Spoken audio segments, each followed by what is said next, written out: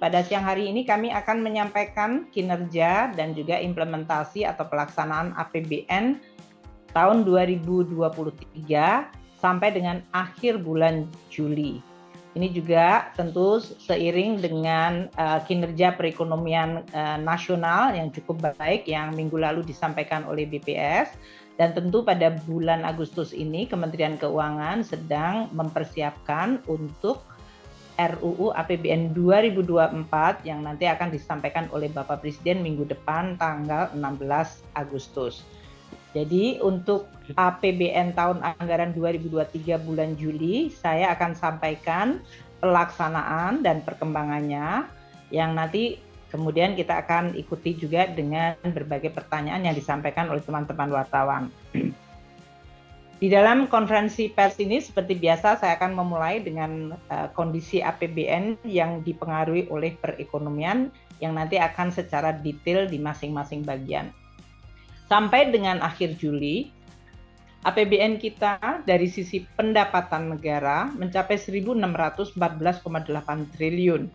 Ini artinya kita sudah mengumpulkan 65,6% dari target APBN tahun ini. Cukup baik, sangat kuat sebetulnya. Dan ini pertumbuhan 4,1% dibandingkan penerimaan akhir Juli tahun lalu yaitu 2022. Jadi pertumbuhannya 4,1%. Belanja negara di satu sisi sudah terlaksana 1.461,2 triliun. Ini artinya 47,7% dari pagu anggaran 2022 sudah dibelanjakan. Dan ini tumbuh 1,2% dari belanja tahun lalu. Posisi APBN secara keseluruhan masih dalam posisi surplus. Besarnya surplus 153,5 triliun atau kalau diukur dengan produk domestik bruto atau nilai ekonomi kita adalah 0,72% dari total produk domestik bruto nasional kita. Dari sisi keseimbangan primer juga surplus sebesar 394,5. Saya akan memulai dengan kondisi perekonomian yang menentukan APBN kita dan di sisi lain APBN juga mempengaruhi perekonomian kita.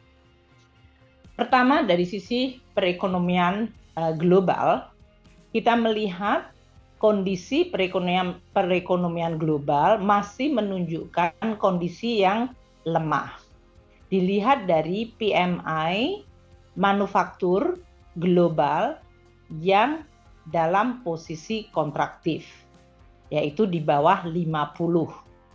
Dan ini terutama dari negara-negara seperti Eropa dan Tiongkok yang merupakan dua negara besar atau area yang besar di mana mereka PMI-nya melemah. Di Indonesia sendiri masih dalam posisi PMI yang ekspansif dan bahkan cenderung menguat, yaitu 53,3.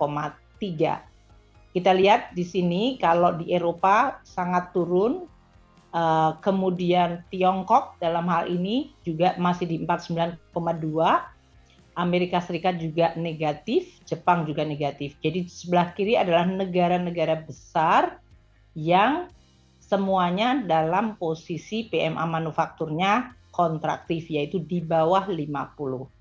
Sementara kalau kita lihat di sebelah kanan, Indonesia dan India adalah dua negara yang memiliki ekonomi yang kuat dan mengalami pertumbuhan yang tinggi. Sementara ada negara-negara di ASEAN maupun Asia yang selama ini cukup kuat, mereka juga sedang dalam posisi terimbas oleh perekonomian global yang melemah. Seperti Vietnam yang selama pandemi justru menunjukkan kinerja yang kuat, sekarang mengalami pelemahan di 48,7. Dan Malaysia tetangga kita 47,8. Dilihat dari total negara yang disurvei untuk PMI ini, 72,7% negara-negara tersebut berada dalam aktivitas manufaktur yang kontraktif. Ini sangat besar. Artinya perekonomian dunia dicirikan dengan mayoritas negara kondisi kegiatan manufakturnya melambat. Untuk yang di atas 50 pun ada 9,1% yang PMI-nya dalam posisi di atas 50, artinya ekspansi, namun trennya melambat. Hanya 18,2% negara-negara yang PMI manufakturnya ekspansi dan sekaligus menguat atau akseleratif. Ini termasuk Indonesia, India, Filipina, dan Meksiko. Minggu lalu BPS telah menyampaikan bahwa perekonomian Indonesia dalam posisi yang cukup baik. Pertumbuhan ekonomi kita di 5,17%. Kalau pakai satu digit berarti menjadi 5,2%. Ini di atas ekspektasi dari mayoritas para analis pasar yang memprediksikan perekonomian Indonesia akan tetap tumbuh, namun tidak setinggi di 5,17. Ini artinya cukup baik. Kita lihat Indonesia dengan 5,17 menjadi negara yang memiliki kinerja ekonomi dibandingkan berbagai negara-negara lain secara cukup baik. Kita lihat Tiongkok di 6,3, Indonesia di 5,17, Filipina yang baru saja keluar pertumbuhan Q2-nya di 4,3, dan kalau kita lihat Vietnam 4,1, Meksiko 3,7, Amerika Serikat 2,6, dan negara-negara G20 lain seperti Saudi 1,1, Korea Selatan hanya 0,9, Singapura 0,7, Eropa 0,6. Ini menggambarkan bahwa banyak negara yang masih struggle atau berjuang untuk menjaga pemulihan ekonomi atau kinerja pertumbuhan ekonominya dalam tren perlemahan yang sangat kuat. Dan Indonesia alhamdulillah dalam posisi yang relatif baik. APBN terus bekerja untuk menjaga momentum pertumbuhan ekonomi kita. Kita lihat dari dekomposisi pertumbuhan ekonomi di kuartal kedua ini, konsumsi rumah tangga tumbuh dengan 5,2%. Ini lebih kuat dibandingkan Q1 kuartal 1 yang 4,5%. Banyak faktor yang dipengaruhi oleh APBN dari konsumsi rumah tangga ini. Satu, inflasi yang merendah karena APBN ikut bekerja bersama-sama dengan Bank Indonesia untuk menjaga inflasi kita terus menurun. Ini menyebabkan daya beli masyarakat tetap terjaga atau bahkan menguat. APBN juga bekerja untuk membantu masyarakat terutama yang paling rentan 40% terbawah dengan belanja-belanja bantuan sosial dan bantuan kepada masyarakat. Ini meningkatkan daya beli dan juga konsumsi masyarakat terutama kelompok yang paling rentan. APBN juga memberikan THR gaji ke-13 pada Q2 ini dan juga belanja yang dilakukan oleh pemerintah baik untuk persiapan pemilu, penyelenggaraan ASEAN Chairmanship, layanan birokrasi, dan investasi baik itu di proyek strategis nasional, IKN, dan pemeliharaan berbagai aset negara. Ini semuanya belanja negara yang jumlahnya sangat signifikan, sangat menentukan dan mempengaruhi kinerja growth terutama dari sisi permintaan. Konsumsi rumah tangga di 5,2, konsumsi pemerintah tumbuh 10,6% di kuartal kedua. Kedua ini, konsumsi rumah tangga dan pemerintah itu menjelaskan 60,8% dari total GDP nasional.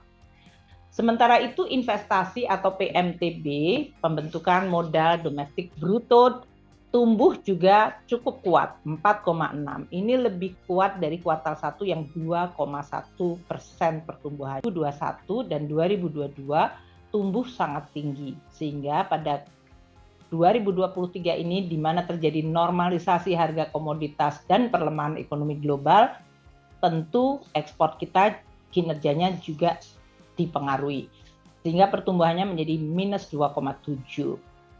Import kita juga mengalami perlambatan, tumbuh minus 3,1.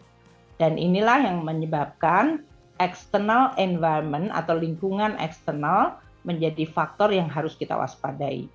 Dari sisi produksi, pertumbuhan ekonomi kuartal 2 menunjukkan satu, untuk sektor manufaktur yang merupakan 18,3% dari total GDP kita masih bisa bertahan tumbuh di 4,9%. Sektor pertanian tumbuh 2,0 dan perdagangan masih relatif kuat, tadi didukung dengan konsumsi masyarakat yang tumbuh cukup tinggi di 5,3%. Pertambangan juga masih menunjukkan pertumbuhan 5%. Kita lihat dari sisi produksi, masih terlihat sektor transportasi mengalami rebound yang masih sangat kuat, tumbuh di 15,3 di kuartal kedua ini. Selain itu, sektor akomodasi makanan minuman juga tumbuh 9,9 selain sektor informasi dan komunikasi yang selama pandemi cukup bertahan dan bahkan meningkat dan masih tetap bertahan pada periode pemulihan ini. Jadi kita lihat dari sisi produksi, pertumbuhan dikontribusikan oleh sektor-sektor yang secara tradisional penting seperti manufaktur, perdagangan, dan pertambangan, namun sektor-sektor jasa yang menunjukkan pemulihan dan rebound yang cukup tinggi memberikan kontribusi terhadap momentum pemulihan ekonomi kita. Ini juga tentu karena pada kuartal kedua kita merayakan Idul Fitri, Idul Adha, dan juga sektor pariwisata yang menunjukkan pemulihan yang cukup bertahan dan momentumnya kuat.